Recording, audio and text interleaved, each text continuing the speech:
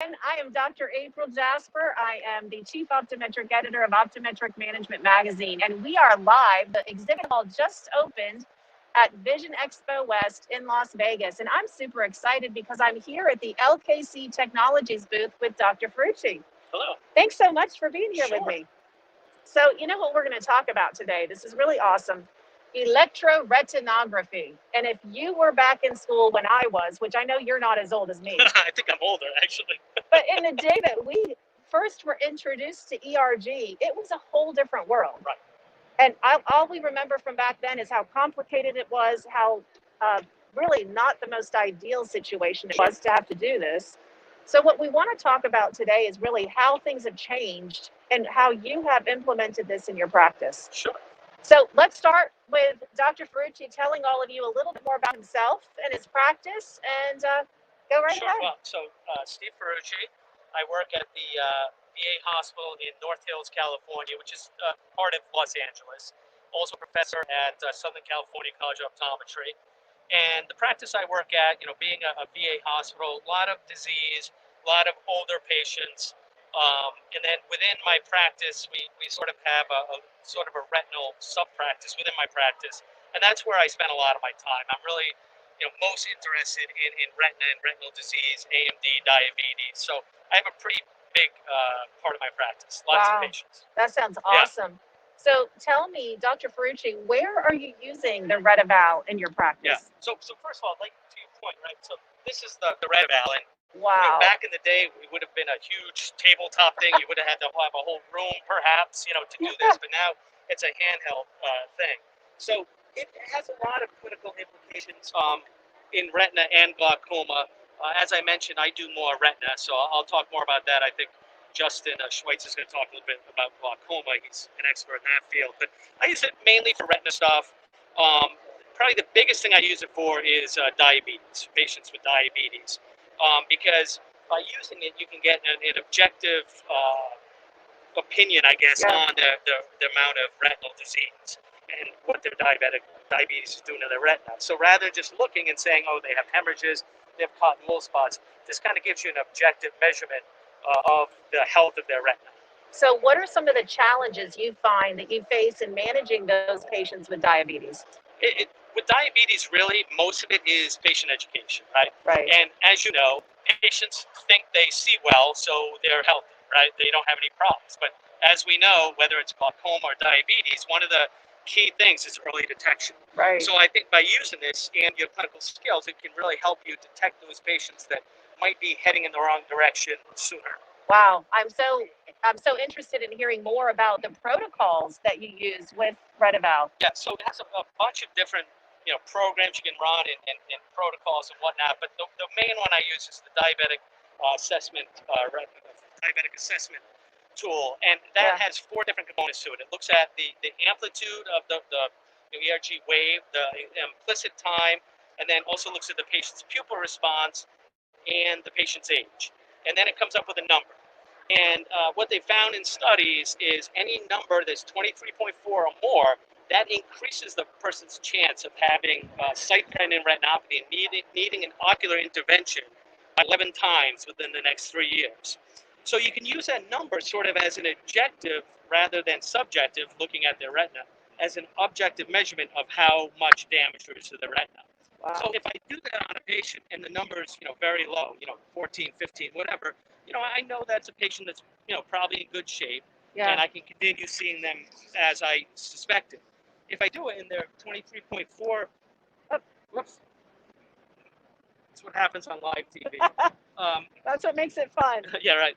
If I do that and their number is either 23.4 or maybe coming close to 23.4, then that's a patient that I'm going to want to see perhaps more, right. Or perhaps I'm going to want to send them over to the retinal specialist for further evaluation once they reach that threshold. So does it change in any way how you counsel the patient? You said it does maybe influence when you refer them. Yeah, no, it does, because now I can tell them, hey, listen, we have this test here, and it's showing us that you're starting to have damage to your retina from your diabetes. Wow. And if we don't do something about it, we might start to head down the wrong path.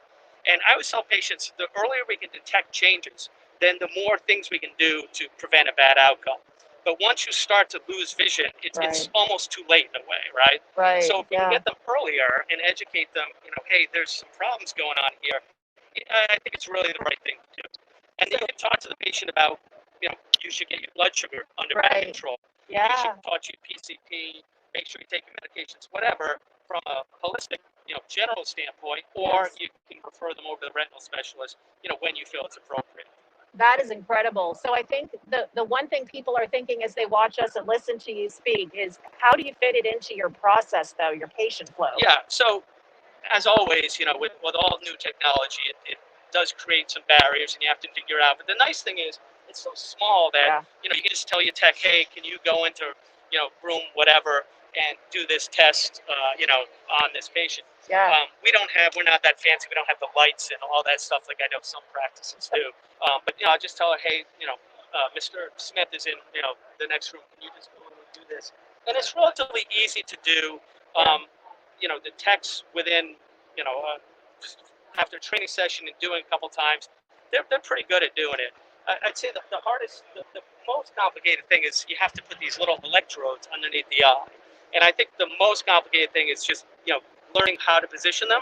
But once you position them, it's relatively easy, quite frankly. Right. Yeah. If that's all we have to learn, that's amazing. Yeah. So that does bring me to the next question, which is there any specific way, or what are your recommendations to doctors that have the RETeval as to how they train their techs? Yeah. So, I was fortunate. Someone from the company came in and, Yeah. spent some time with my staff and showed them how to do it. And they picked it up, relatively quickly. If you have someone on your staff that can do, an OCT Yeah. or visual field or anything like that, this is far easier than that. It sounds like it. Yes, that's awesome. Yeah. Well, I know we have a question from the audience that's here live with us. So, Dr. Rips, did you have a question for us? So, how costly is it? Electric, very costly. How costly is the device? That's a great question. I'm going to be honest with you. I don't. I'm more of a clinical guy, and I kind of leave the stuff like that to someone else. But the cost is not great. I can't remember what it is now. $14. $14. Okay, so $14 for a pair of electrodes. So that's really not that bad. And it is a billable procedure. So you're going to make up that $14, through billing anyway. And and again, it's a very easy, simple test, quick. So the expenses are not great. Do you need a special environment? Should it be a darkened room or? So I'm gonna repeat the question just in case everybody didn't hear it.